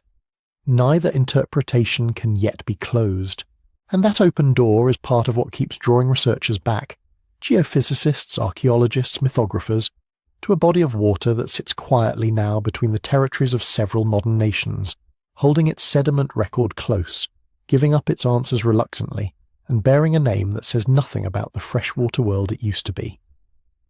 That open door, the one between a real geological event and a story told around fires thousands of years later, is not unique to the Black Sea.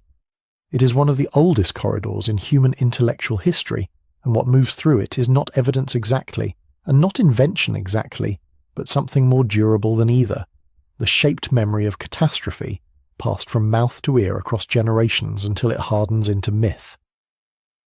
The question of how floods become legends is, at its core, a question about what human memory is for. Oral cultures did not write down emergency bulletins. They encoded urgent information about the world into the forms most likely to survive transmission. Stories with gods, with heroes, with moral weight, with the emotional charge that makes a narrative repeatable across centuries. When the water came for a community's shore and the community survived to speak of it, what they carried forward was not a geological survey. It was a story about why the water came, what it meant, and what the people who endured it were owed by the future. The oldest flood narrative we can read today comes from Mesopotamia, where scribes sometime in the 18th century BCE recorded the Atrahasis epic, a story in which the gods, wearied by the noise of humanity, resolve to send a deluge to silence the world. One man is warned, builds a vessel, survives. The story reappears, elaborated and deepened, in the Epic of Gilgamesh, and it echoes again in the Hebrew account of Noah, a text that likely drew on the same deep reservoir of Near Eastern oral tradition. The motif spread further still.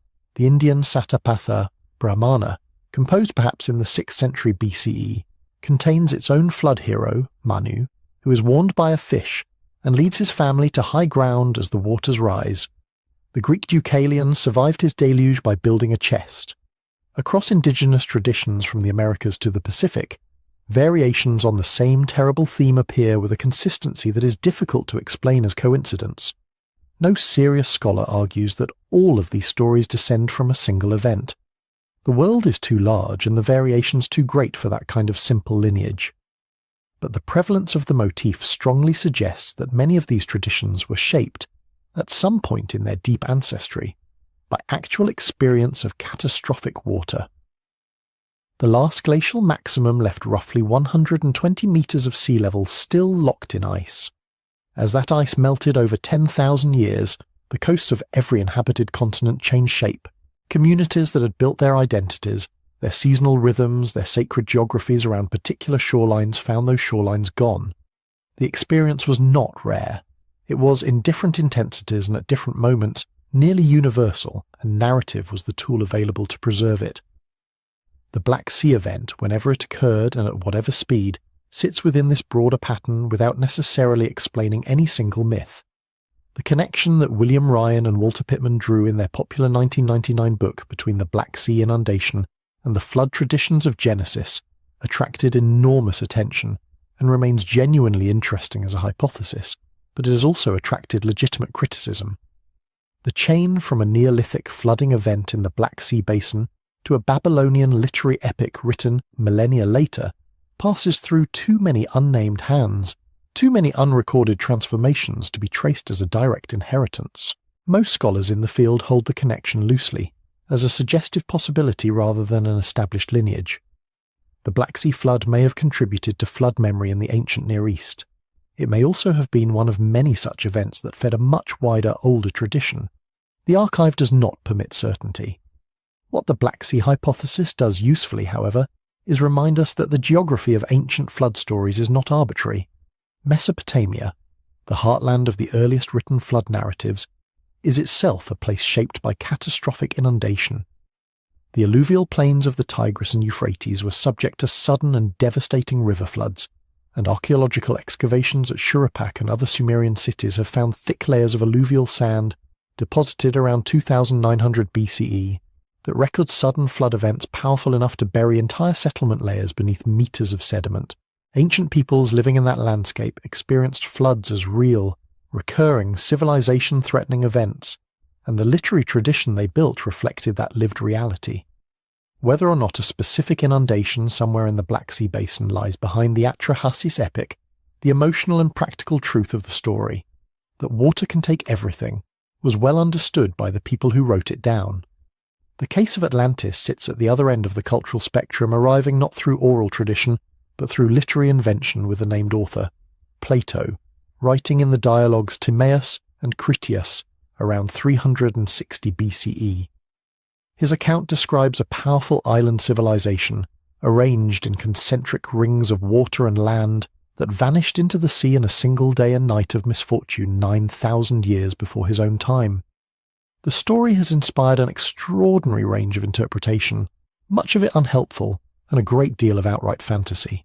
But within the scholarly literature, one of the more serious proposals traces Plato's inspiration not to a literal sunken continent, but to the Bronze Age collapse of Minoan civilization following the catastrophic volcanic eruption of Thera, present-day Santorini, around 1600 BCE. The eruption created a caldera and generated tsunamis that devastated the eastern Mediterranean, including the Minoan centres on Crete. A memory of that catastrophe, filtered through centuries of Greek oral tradition and then reshaped by Plato for philosophical purposes, may lie somewhere behind the Atlantis narrative, though Plato may equally have used the story as a moral and political allegory with no specific geographic referent at all. No archaeological site has ever been convincingly identified as the Atlantis of Plato's text, and no geophysical survey has located a sunken island matching his description. This matters because the temptation, when dealing with myths that seem to match real events, is to collapse the distance between them, to use one as proof of the other in both directions, treating the myth as a geological record and the geological event as a confirmation of the myth's literal truth. Neither move is warranted, and both distort what myths actually are and what they actually do. A flood story is not a failed scientific report. It is a successful cultural technology for encoding and transmitting the emotional meaning of catastrophe, the terror of it, the theological weight of it, the question it poses about why some survive and others do not. That function is real and important whether or not the specific details are accurate, and it's precisely because myths serve this deeper function that they survive. The floods that shaped the Mesolithic and Neolithic world were real. The communities they displaced were real. The losses of land, of livelihood, of entire geographies that had organized people's sense of who they were real. That those losses eventually surfaced in the form of gods and heroes and divine warnings rather than latitudinal coordinates should not diminish their historical weight. It should, if anything, increase our respect for the ingenuity of the people who found a way to carry the weight of drowned worlds forward through time in the only vessels they had, words and the minds of the living who agreed to remember. But memory was never the only response. Alongside the stories, alongside the rituals and the gods and the encoded warnings, human communities were doing something else entirely, something quieter, more deliberate, and in its own way just as remarkable. They were building. The floods did not only take. In some of the most consequential and overlooked chapters of human prehistory, they also pushed people into solutions they might never have found on stable ground. When the shoreline becomes an adversary, the only options are to retreat from it, to rise above it, or to move across it. And the communities that survived the great inundations of the post-glacial world did all three, often in the same generation, sometimes in the same season. What they produced in the process were the foundations of an architectural and maritime tradition that would eventually carry human civilization across every ocean on Earth. Consider what it means to build a house above the water, not near the water, not on the shore with a view of the tide, but on wooden legs driven into the bed of a lake, the floor planks suspended above the surface, the whole structure breathing with the movement of the water beneath it. This is what thousands of people did across the alpine region of Europe beginning around 5,500 years ago. The pile-dwelling villages that once stood above lakes in present-day Switzerland, Germany, Austria, Slovenia, Italy and France were not crude shelters born of desperation. They were sophisticated, deliberate settlements, built by communities who understood their environment with precision and had developed an engineering response calibrated to its specific demands. Archaeologists have recovered the waterlogged remains of these villages in extraordinary detail. The wooden platforms, the vertical piles, the domestic objects preserved by the cold lake sediments. And what the evidence reveals is not a people struggling to survive at the margins, but a society that had made the water part of its domestic architecture, integrating the lake into the rhythm of daily life so completely that the boundary between land and water ceased to be a problem and became a feature. What makes the pile dwellings especially significant is not just what they were, but how they were maintained. The shorelines of the alpine lakes were not static. Water levels rose and fell with the climate, and the villages moved with them. Platforms extended, piles driven deeper, entire communities relocating their settlements 100 meters up the slope when a wet period raised the lake, then edging back toward the water when levels dropped again. This was not passive endurance. It was active, continuous negotiation with a landscape that refused to stay still, and it produced generations of builders who understood water, wood, and structural load in ways that no stable ground settlement would have required. The repeated rebuilding documented in the archaeological record is not evidence of failure. It is evidence of mastery. The alpine pile dwellers were not unique. Across Southeast Asia, similar traditions of water-adapted architecture developed in response to similarly unstable shorelines. The same meltwater pulses that had drowned Sundaland and compressed the Malaysian Negrito peoples into migration also left behind a fragmented archipelagic coastline, a world of islands, inlets, tidal flats, and shallow seas where the distance between livable land and dangerous water was measured in centimeters of elevation. Communities in this landscape developed stilt house traditions that persist to this day in parts of Malaysia, Indonesia, and the Philippines, architecturally continuous with practices that emerged directly from the post-glacial adjustment to rising seas. When you see a village built on stilts above the surface of a Southeast Asian river delta, you are looking at a design lineage that reaches back to the same centuries that swallowed Sundaland. But architecture alone was never sufficient. A house raised above the water still needs to connect to the world beyond the water, and that need drove a parallel revolution in transport that would ultimately reshape the entire course of human history. The oldest known dugout canoe in the world was found in the Netherlands, near the village of Pes, and when radiocarbon dating was applied to its pine wood, the result was startling. It was made sometime between 8,000 and 7,500 years before the Common Era. This is a craft built during the final stages of Doggerland's inundation, in a landscape where the North Sea was still advancing across what had been inhabited plain, where the people of the region were watching marshes replace meadows and inlets replace forests. The Pes canoe is just over 3 meters long, a modest object by any later standard, but its existence at that precise moment in geological time is not coincidental. It was built by people who needed it, by communities whose world had been cut into islands, and whose survival depended on the ability to move across water rather than only along land. The canoe was not alone. At Boldner Cliff, a submerged site off the coast of the Isle of Wight in England, divers and archaeologists have recovered something even more evocative. Large split oak timbers, worked and shaped, lying 8,000 years deep in the seabed.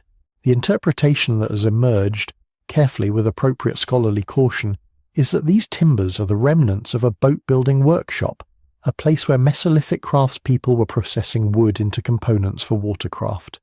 If that interpretation holds, then what lies beneath the English Channel at Boldner Cliff is not just an artefact, but a moment of manufacture, a community in the act of creating the technology that rising seas had made necessary. The water that eventually swallowed the workshop also preserved it, which has a poetry to it that is difficult to resist. What these dispersed examples share is a pattern. Wherever the seas rose fast enough to fragment a previously continuous landscape, the communities caught in that fragmentation found ways to respond that were more than merely reactive. The Mesolithic builders at Boldner were not simply fleeing to higher ground.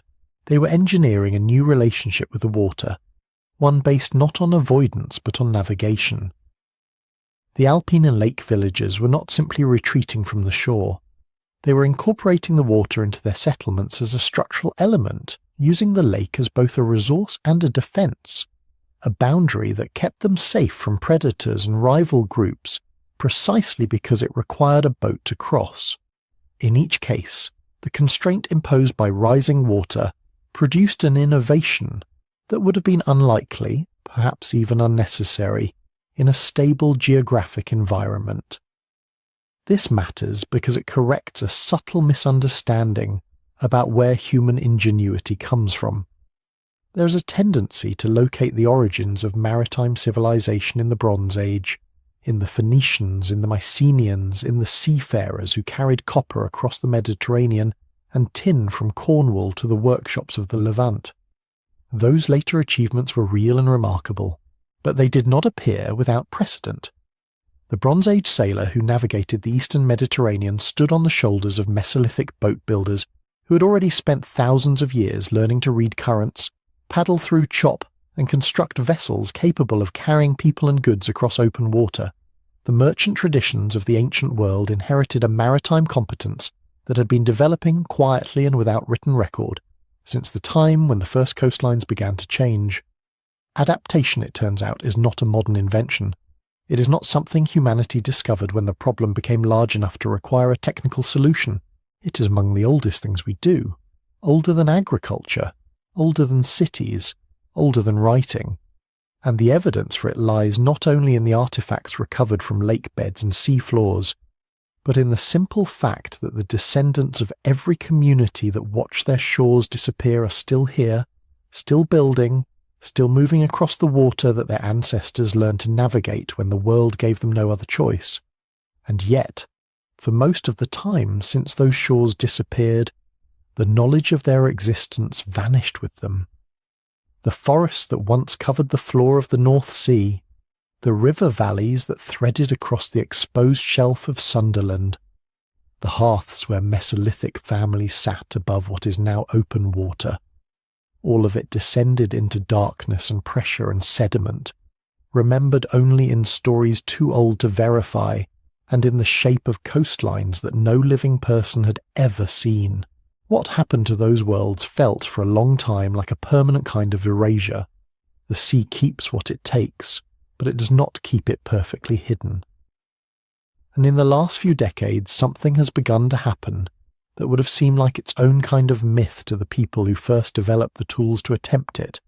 We're finding the drowned worlds again. The instruments that make this possible are extraordinary in their sensitivity. Side scan and multi-beam sonar, swept across the seafloor from research vessels moving at a slow walking pace, can resolve features just meters across at depth of 100 meters or more, building three-dimensional portraits of a landscape that has not seen sunlight since the Holocene. When researchers from projects like Europe's Lost Frontiers passed these instruments across the southern and central North Sea, what emerged from the acoustic data was not a featureless plain of mud. It was a landscape. There were raised terraces that would have formed coastal bluffs. There were valleys, unmistakably river-cut, that once drained a continent-sized catchment toward a coast that no longer exists. There were shallow depressions that held the ghost shapes of former lakes, and slight elevations that would have been the dry islands people used as camps and lookout points when the water was already rising around them. The topography of Doggerland, invisible to every generation that sailed above it, is now visible in detail, fine enough to suggest where, on that ancient landscape, human communities would have been most likely to gather. The sonar gives the shape. To understand what lived within that shape, researchers have gone deeper, literally. Sediment cores extracted from the seabed are columns of compressed time, each centimetre of mud and organic material representing years or decades of accumulation. On the brown banks, a shallow plateau in the southern North Sea, cores brought up from 30 metres below the seafloor contained peat, ancient, compacted, dark with the preserved carbon of a terrestrial ecosystem. Within that peat were the root fragments of trees. There were shells of terrestrial snails, the kind that live in woodland leaf litter, not in the sea. The radiocarbon dates on these materials converge around 8,500 years ago, placing a forest on that spot in the centuries before the water closed over it. The sediment core is not a relic in the conventional sense. There is nothing to display in a museum case, nothing an amateur would recognise as significant. But it is evidence of the most direct kind. The land was there, it was forested, it had snails in the undergrowth, and then the sea came. What the cores can also carry, extracted by a different technique, is environmental DNA, microscopic genetic material shed by every organism that once lived in or near that sediment. Researchers have pulled eDNA from the same North Sea cores and found the biological signatures of bears, wild boar and hazel shrubs in the deeper, older layers, then watched those signatures give way, centimetre by centimetre, to the genetic traces of estuarine fish, marine mollusks and salt marsh grasses. The transition is written in the chemistry of the sediment with a precision that no written account could match. It is a record of an ecosystem dying and another taking its place. And somewhere within that transition, in the layer where the woodland eDNA thins and the brackish water species begin to appear, there were people watching the same change happen in real time, making the same decisions about where to move and what to carry. Sometimes the evidence is more immediately tangible. The dredging operations that routinely reshape the Dutch and Belgian coastlines to maintain shipping channels and replenish eroding beaches have become, incidentally, one of the most productive sources of prehistoric artifacts in the world. When sand is pumped from offshore deposits and screened, what comes up alongside the gravel and shell fragments are stone tools, barbed bone points, and occasionally something that stops everyone on the vessel, a fragment of worked antler, a flint blade retouched to a precise edge, the kind of object whose manufacture required not only skill, but time, patience, and an intention to use it again. One site associated with the Dutch Zandmotor project has delivered thousands of such pieces, and among them, found within a dredge position that can be fixed to within a few kilometres, was a flint flake that carries the distinctive percussion marks of Neanderthal manufacture, dated at around 45,000 years old.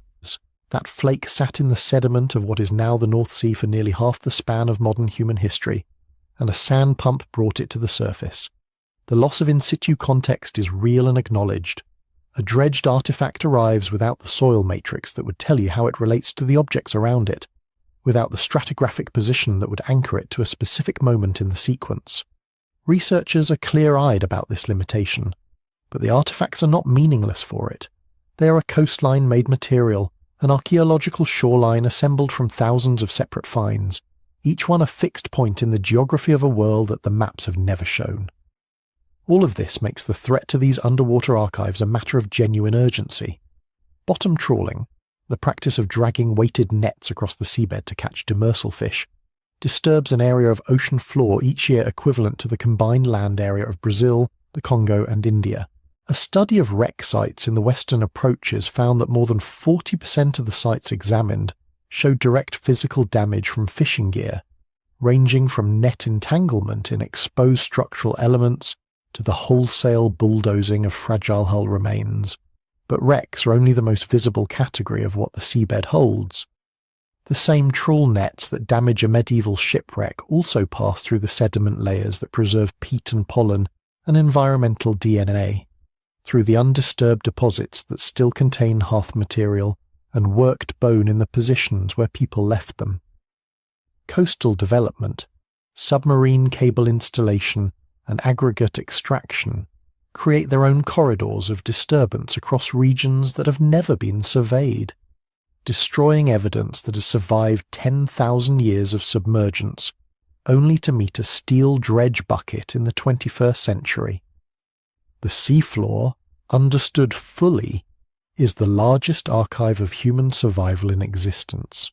It holds more of the record of our species' time on this planet than all the excavated sites on dry land combined, simply because the coastlines where people preferred to live have spent the last 10,000 years disappearing beneath the water that was always rising around them.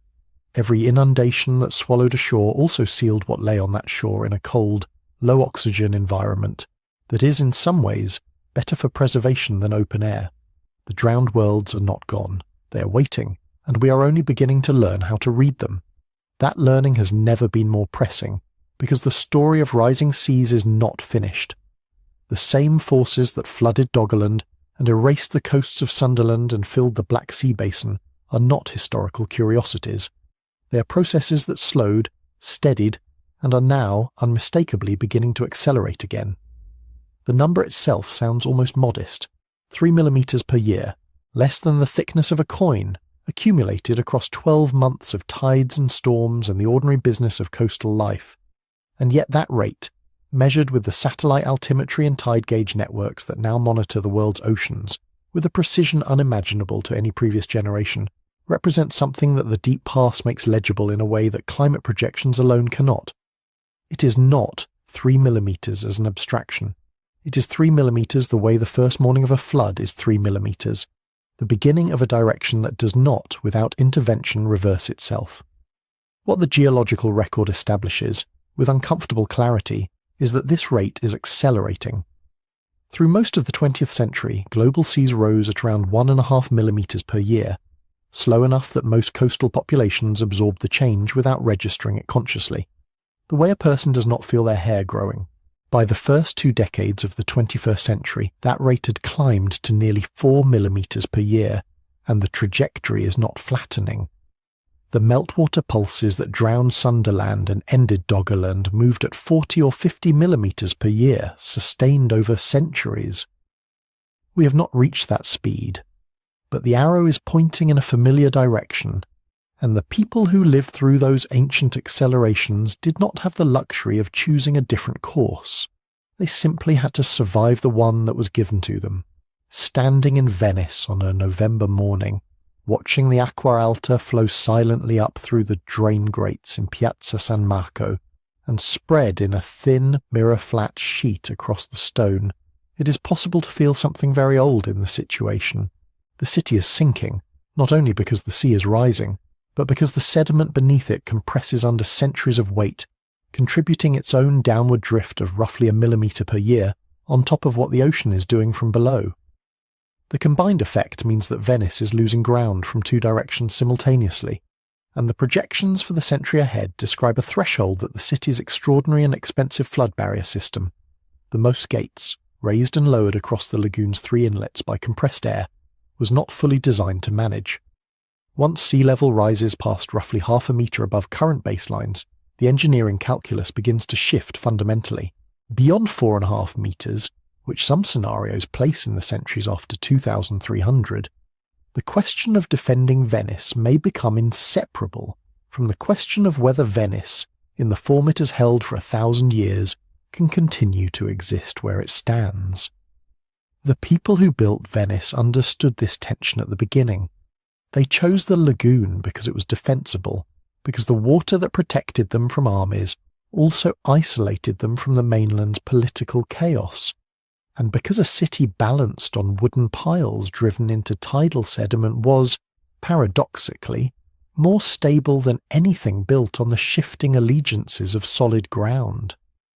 They were, in the truest sense, a community that chose to live above the water rather than beside it, and that choice required not just engineering, but a continuous cultural commitment to maintaining a relationship with an environment that would, if neglected, reclaim everything. Venice is not an accident of geography. It is the most elaborate example in European history of what human communities can build when they decide that retreat is not the answer. And the question the 21st century is forcing is whether that decision, made across 12 centuries, remains the right one for the centuries ahead. New York City holds a different but equally instructive mirror to the past. The Battery Park tide gauge, one of the longest-running sea level records in the Americas, has measured more than 1 foot of relative sea level rise since 1900. The city's flood maps, redrawn after Hurricane Sandy in 2012, redistributed water through subway tunnels and across neighborhoods that had never flooded within living memory, now project the 100-year floodplain expanding significantly by mid-century under high-end sea level scenarios.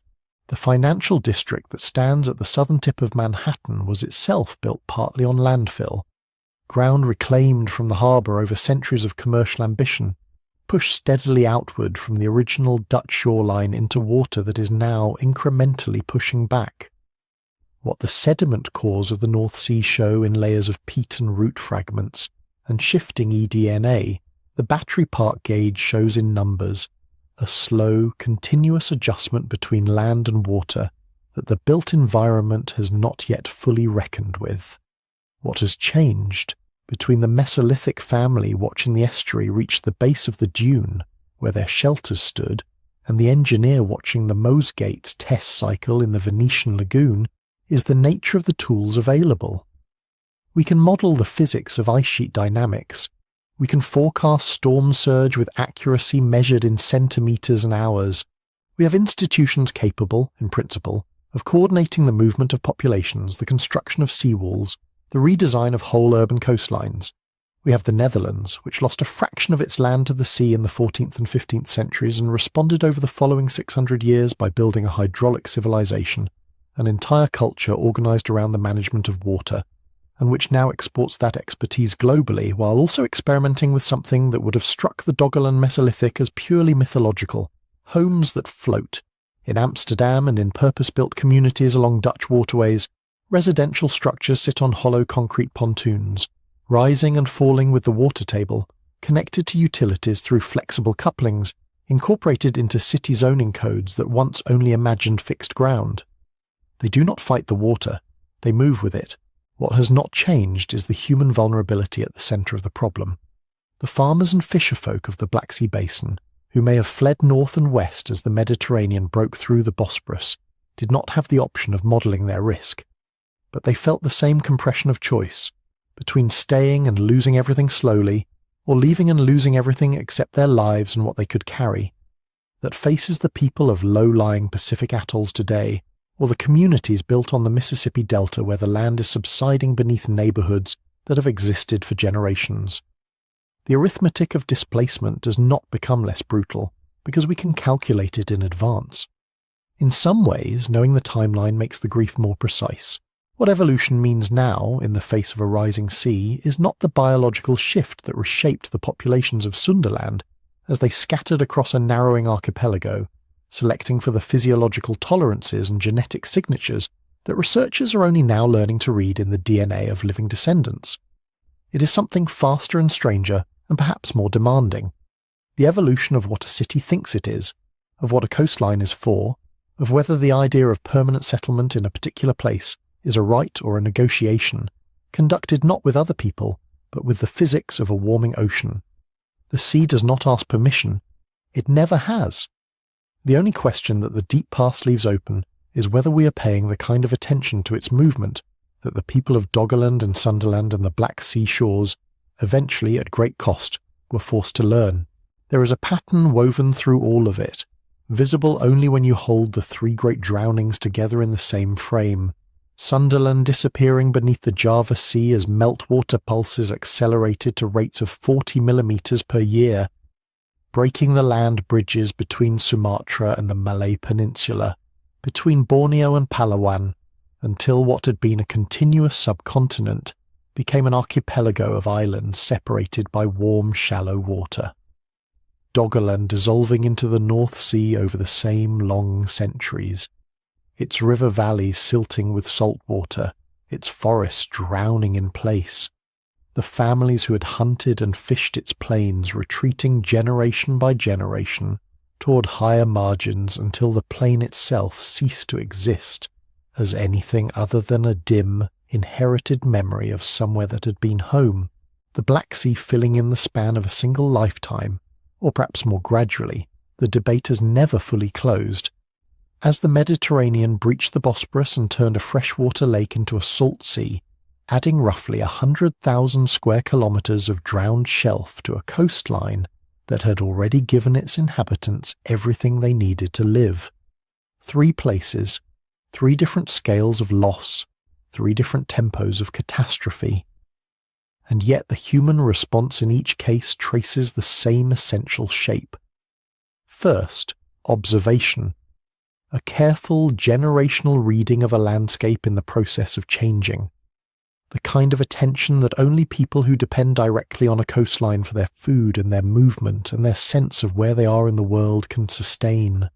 Then adaptation. The watercraft, the stilt houses, the new hunting territories, the trade networks rerouted to follow land that still existed. Then, when adaptation reached its limit, migration, not panicked flight, but the long deliberate reorientation of a people toward a different future. And finally, in the generations that came after and did not remember the land firsthand, myth. The stories that encoded the loss in language capacious enough to carry it across time. Flood narratives that showed up in the oral traditions of cultures scattered across the regions where these inundations had actually occurred, warning the descendants of survivors about what water was capable of, about what the world had once contained that it no longer did. What is striking, looking at the genetic and archaeological record together, is how competent these people were in the face of something they had no power to stop. The Malaysian Negrito groups who were pushed southwest as Sundaland shrank left a genetic signature visible in South Asian populations today, evidence not of a people overwhelmed and erased, but of a people who moved, integrated and persisted, carrying their ancestry into a new human geography. The Mesolithic communities of Doggerland did not simply disappear when the land did. The archaeological record shows a spike in cultural visibility in northwest Germany, and the Netherlands precisely at the period of major inundation, around 10,000 years ago, people becoming more archaeologically present as their landscape compressed, adapting their material culture, concentrating their activity, finding ways to survive the shrinking of everything they had built their lives around. On the Black Sea shores, whatever the exact pace of the flood, the people who had farmed and fished those margins did not dissolve. They dispersed, and in dispersing they carried knowledge of cultivation, of boat making, of how to read a coastline that could not be trusted, into regions that had not yet encountered it. Memory was a tool, migration was a tool, invention was a tool, and myth, which is the form that urgent environmental knowledge takes when it needs to survive longer than any individual life or any single community, was perhaps the most durable tool of all. The flood stories that echo through Near Eastern and European traditions are not primitive confusions about natural events. They are the most sophisticated archival technology available to people without writing, a way of saying to everyone who came after, "This happened. It can happen again. Here is what it means to have lost the world you knew and to have survived anyway." There is a quiet humility required in sitting with that understanding. These were not people waiting to be rescued by a more sophisticated future. They were skilled observers of environmental change who developed responses equal to the challenge of their circumstances, and who preserved what they could not take with them by transforming it into language. The coastlines they lost are not gone exactly. They are submerged, preserved in sediment and peat and eDNA beneath the waters of the Java Sea and the North Sea and the Black Sea, waiting for the next generation of researchers to read them. They are archaeology now. One day they will be excavated by people who have never stood on them, who will reconstruct from fragments what it meant to live there, and who will understand their own relationship to the sea, partly through the light those drowned landscapes throw backward across time, which brings the circle closed on something that is worth sitting with before the story ends. The shoreline you know, wherever you are, whatever coast or riverbank or flood-marked valley has shaped your own geography, so is not permanent. It never was. It is a moment in a longer conversation between land and water, a conversation that has been rewriting the human map for as long as there have been humans to draw it. The beaches and deltas and low-lying cities of the present are already, in the long view, the archaeology of the future. The stories being lived on them now are already in some sense accumulating toward the myths that people thousands of years from now might tell about a time when the sea was here, when cities stood in places that are now only water. What the lost coasts of Sundaland and Doggerland and the Black Sea teach, finally, is not despair. It is that the people who came before us watched carefully, moved when they had to, built what they could, and remembered everything. And because they did, we are here, standing on a shoreline that was always borrowed, listening to the water, deciding what kind of attention to pay.